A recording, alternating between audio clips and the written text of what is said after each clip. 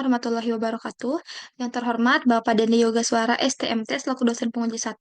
Yang terhormat Ibu Pamela MC Rezeki STRT MTRT selaku dosen penguji 2, serta Bapak Sulwan Permana STMT selaku dosen pembimbing saya. Pertama-tama marilah kita panjatkan puji dan syukur kehadirat Allah Subhanahu wa taala karena atas berkat dan rahmatnya kita bisa berkumpul dalam keadaan sehat walafiat. Salawat serta salam semoga tercurah limpahkan kepada junjungan alam yakni Nabi Muhammad SAW. Tak lupa kepada keluarganya, sahabatnya, sampai kepada kita selaku umatnya. Amin ya Allah ya Rabbal Alamin. Untuk mempersingkat waktu, izinkan saya Febriani. Di sini saya akan memaparkan seminar hasil sidang skripsi saya dengan judul Evaluasi Kapasitas dan Kinerja Sistem Drainase terhadap Limpasan pada Ruas Jalan Raya Wanaraja, Kampung Logok Samanggen, Kabupaten Garut. Adapun Adapun latar belakang yang melatar belakangi penelitian ini adalah genangan dan banjir pada kawasan perkotaan maupun permukiman merupakan permasalahan yang sering berkaitan dengan sistem drainase. Perubahan tata guna lahan dan meningkatnya kawasan terbangun dapat meningkatkan limpasan ke permukaan. Permasalahan tersebut juga dapat ditemukan di ruas Jalan Raya Wanaraja Kampung Lekok Samanggen, di mana genangan masih terjadi meskipun saluran telah diperbaiki. Oleh karena itu, diperlukannya evaluasi kapasitas dan kinerja sistem drainase melalui analisis hidrologi, analisis hidrolika, serta pemodelan EPA Stormwater Management Model 5.2 di lokasi penelitian. Adapun tiga rumusan masalah, yang pertama ada bagaimana kondisi dan kinerja sistem drainase existing pada lokasi penelitian. Yang kedua, bagaimana kemampuan saluran drainase existing dalam menampung debit limpasan berdasarkan analisis hidrologi dan hidrolika. Yang ketiga, ada bagaimana hasil evaluasi sistem drainase menggunakan EPA SWMM 5.2 terhadap kondisi genangan pada lokasi penelitian. Adapun tujuan penelitian yang ada tiga yang dimana yang pertama ada mengevaluasi kondisi dan kinerja sistem drainase existing pada lokasi penelitian. Yang kedua ada menganalisis kapasitas saluran drainase dalam menampung debit limpasan berdasarkan analisis hidrologi dan hidrolika. Yang ketiga ada mengevaluasi kondisi aliran dan kinerja sistem drainase menggunakan pemodelan EPA SMM versi 5.2 untuk mengidentifikasi kondisi genangan di lokasi penelitian. Lokasi penelitian ini berada di ruas Jalan Raya Wanaraja Kampung Lekok Samanggen Kabupaten Garut, yang di mana lokasi penelitian ini sering mengalami genangan saat hujan deras meskipun saluran telah diperbaiki. Pengukuran dilakukan pada saluran existing yang dimulai dari awal genangan sampai ujung bahu jalan, yang di mana untuk mengetahui dimensi dan kapasitas saluran dalam menampung debit limpasan. Adapun empat landasan teori yang di mana ada sistem drainase, yang kedua ada analisis hidrologi dan debit limpasan, yang ketiga ada analisis hidrolika dan keempat ada SUMM, yang di mana sistem drainase berfungsi mengalirkan dan mengendalikan kelebihan air agar tidak menimbulkan genangan di satu wilayah ke wilayah selanjutnya. Dan yang kedua ada analisis hidrologi dan debit limpasan, yang di mana analisis hidrologi digunakan untuk menentukan debit limpasan yang masuk ke dalam sistem drainase. Tahapannya meliputi penentuan daerah tangkapan air, curah hujan rencana, alternatif blok metode, waktu konsentrasi, intensitas hujan mononobe, dan metode rasional. Dan yang ketiga ada analisis hidrolika, yang di mana analisis hidrolika digunakan untuk mengetahui kapasitas saluran drainase dalam mengalirkan debit air. Perhitungan menggunakan rumus Manning berdasarkan dimensi, kemiringan, dan kekasaran saluran. Yang keempat ada SUMM, yang di mana digunakan untuk memodelkan hubungan antara curah hujan limpasan permukaan dan jaringan drainase. Pemodelan menggunakan karakteristik subcatchment seperti junction, conduit, dan kondisi jaringan drainase existing. Adapun ada gap 5 penelitian terdahulu, yang di mana penelitian terdahulu umumnya hanya membahas evaluasi kapasitas sistem drainase, melakukan analisis hidrologi dan hidrolika serta pemodelan EPA SWMM untuk mengidentifikasi luapan atau genangan. Namun masih terbatas penelitian yang mengintegrasikan hasil analisis dengan kondisi saluran yang telah diperbaiki tetapi masih mengalami genangan. Oleh karena itu, penelitian ini mengintegrasikan analisis hidrologi, hidrolika, serta pemodelan SWMM dan kondisi existing untuk mengevaluasi kapasitas dan kinerja sistem drainase pada ruas Jalan Raya Wanaraja, Kampung Legok Samanggen, Kabupaten Garut. Adapun tiga data penelitian yang digunakan dalam penelitian kali ini adalah yang pertama ada data primer, diperoleh melalui observasi lapangan, pengukuran di lapangan, serta dokumentasi di lapangan yang meliputi panjang saluran, dimensi saluran, elevasi saluran, dan kondisi genangan yang terjadi di lapangan. Dan yang kedua ada data sekunder, yang di mana data sekunder ini diperoleh untuk memperoleh curah hujan harian maksimum dari tahun 2016 sampai tahun 2025 dari dua stasiun, yaitu stasiun Tarogong dan Lewi Goong, yang digunakan Untuk menentukan curah hujan rencana, intensitas hujan, dan debit limpasan. Dan yang ketiga ada data pemodelan EPA SWMM meliputi subcatchment, junction, conduit, cross-section, dan rainfall untuk berdasarkan hasil survei dan analisis kondisi existing nantinya. Di sini ada 4 metode penelitian. Yang pertama ada analisis hidrologi, yang kedua ada analisis hidrolika, yang ketiga ada pemodelan SWMM, dan yang keempat ada evaluasi sistem drainase. Pada umumnya, ketiga metode ini seperti analisis hidrologi, analisis hidrolika, dan pemodelan SWMM sudah dijelaskan pada metode sebelumnya.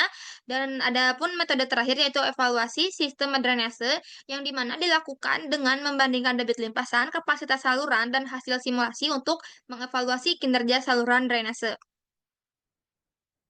Bagan ini ada bisa dilihat ada bagan alir penelitian yang di mana ada mulai identifikasi masalah, studi literatur, pengumpulan data, data mencakup data primer dan data sekunder, lanjut analisis hidrologi, maaf, dan ya terus selanjutnya ada analisis hidrolika, lanjut pemodelan SWMM, langsung evaluasi kinerja sistem drainase, dan yang terakhir ada kesimpulan dan saran, lalu penutup. Lanjut, di sini ada hasil analisis curah hujan yang di mana analisis curah hujan menggunakan data hujan maksimum wilayah periode tahun 2016 sampai tahun 2025. Berdasarkan grafik ini, nilai curah hujan maksimum mengalami fluktuasi setiap tahunnya. Curah hujan maksimum terendah terjadi pada tahun 2016 sebesar 38 mm. Kondisi tersebut juga eh, sedangkan nilai tertinggi terjadi pada tahun 2024 sebesar 80,25 mm. Kondisi tersebut menunjukkan adanya variasi hujan maksimum selama periode pengamatan, yang selanjutnya digunakan sebagai dasar analisis curah hujan rencana. Lalu ada hasil curah hujan rencana yang di mana analisis frekuensi dilakukan menggunakan distribusi Gumbel untuk menentukan curah hujan rencana pada kala ulang 10 tahun. Berdasarkan hasil perhitungan, diperoleh rata-rata curah hujan sebesar 62,10 mm dan standar deviasi sebesar 12,05 mm. Hasil analisis distribusi Gumbel curah hujan menghasilkan rencana kala ulang hujan 10 tahun sebesar 84,38 mm. Nilai tersebut selanjutnya digunakan sebagai dasar dalam penyusunan hujan jam-jaman menggunakan alternatif blok metode ABM. Hasil yang sebelumnya dipakai rata-ratanya ada 62,10, standar deviasi 12,05, serta R tahun 10 tahunnya adalah 84,38 mm. Adapun hasil analisis hujan hujan jam-jaman, hasil curah hujan rencana kala ulang 10 tahun sebesar 84,38 mm, selanjutnya didistribusikan menjadi hujan jaman menggunakan metode alternating blok metode ABM. Distribusi ini digunakan untuk menggambarkan pola intensitas hujan selama durasi hujan dan menjadi input time series pada pemodelan SPA SWMM 5.2. Nah, lalu ada hasil konsentrasi dan intensitas hujan. Waktu konsentrasi diperoleh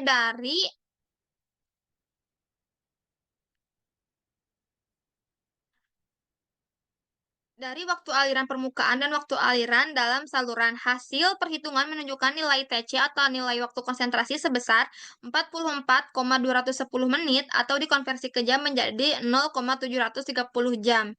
Adapun intensitas hujan yang di mana nilai waktu konsentrasi selanjutnya digunakan dalam perhitungan intensitas hujan menggunakan metode Mononobe. Berdasarkan hasil perhitungan di samping, diperoleh nilai intensitas hujan sebesar 35,85 mm per jam. Selanjutnya ada hasil debit limpasan yang di mana debit limpasan dihitung menggunakan metode rasional berdasarkan koefisien limpasan, intensitas hujan, dan luas daerah tangkapan. Berdasarkan hasil perhitungan, diperoleh debit limpasan sebesar 0,101,98 meter kubik per detik dengan koefisien limpasan C 0,85. Di sini juga ada hasil analisis hidrolika, yang di mana analisis hidrolika di atas dilakukan menggunakan persamaan Manning berdasarkan kondisi geometrik, kemiringan dasar, dan koefisien kekasaran saluran. Penelitian ini menggunakan dua jenis saluran, yaitu saluran pasangan batu dan saluran beton pracetak atau UDICH. Hasil menunjukkan bahwa kedua saluran memiliki kapasitas lebih besar daripada debit limpasan. Sehingga secara perhitungan hidrolika, saluran masih bisa menampung atau masih bisa mampu mengalirkan debit rencana dengan baik di saluran tersebut. Lalu selanjutnya ada pemodelan SWMM yang di mana kita Pemodelan dilakukan menggunakan EPA SMM versi 5.2 untuk mempresentasikan kondisi existing sistem drainase berdasarkan hubungan antara curah hujan, limpasan permukaan, serta jaringan drainase. Bisa dilihat itu gambar pemodelan menggunakan SMM. Selanjutnya ada hasil simulasi subcatchment. Berdasarkan hasil simulasi subcatchment, seluruh daerah tangkapan menerima curah hujan yang sama yaitu sebesar 50,02 mm. Namun, total limpasan yang dihasilkan dari kelima subcatchment itu berbeda. Limpasan terbesar terjadi pada subcatchment 3 sebesar 43,02 mm, sedangkan yang terkecil terjadi pada subcatchment 1 sebesar 9,19 mm. Perbedaan ini menunjukkan bahwa masing-masing subcatchment memberikan curah hujan rencana yang berbeda. Lanjut, di sini ada hasil simulasi junction, yang di mana pada simulasi junction dapat dilihat bahwa kedalaman muka air maksimum pada seluruh junction berada pada kisaran 0,11 sampai 0,22 meter. Kedalaman terbesar terdapat pada junction 3 sebesar 0,22 meter, sedangkan yang terkecil terdapat pada Junction 4 sebesar 0,11 meter. Hasil ini menunjukkan bahwa tidak terdapat indikasi kedalaman muka air yang melebihi kapasitas saluran di lokasi penelitian. Selanjutnya ada hasil simulasi konduit.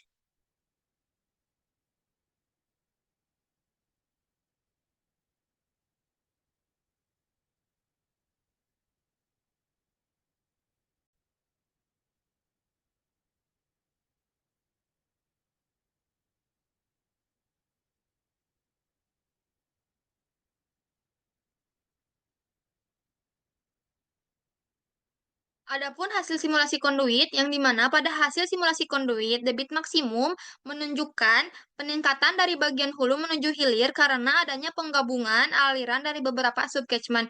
Debit maksimum terkecil terdapat pada konduit 1 sebesar 0,006 meter kubik per detik, sedangkan debit terbesar terdapat pada konduit 6, konduit 7, konduit 8 sebesar 0,064 meter kubik per detik. Kecepatan aliran berada pada kisaran 0,08 meter per detik dengan kecepatan tertinggi pada konduit 8 yaitu sebesar 0,60 meter per detik. Selanjutnya, evaluasi kapasitas dan kinerja sistem drainase bisa dilihat ada debit limpasan yaitu menghasilkan 0,11198 meter kubik per second menggunakan metode rasional.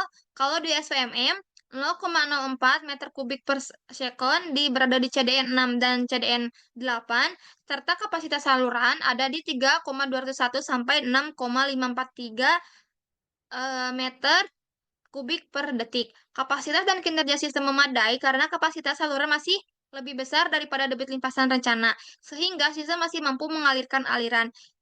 Dengan catatan, ditemukan sedimentasi kurang lebih 7 cm pada saluran Yudich, sehingga diperlukan pemeliharaan berkala seperti 1 bulan sekali untuk meminimalisir dengan kejadiannya genangan kemudian terjadi lagi di kemudian hari.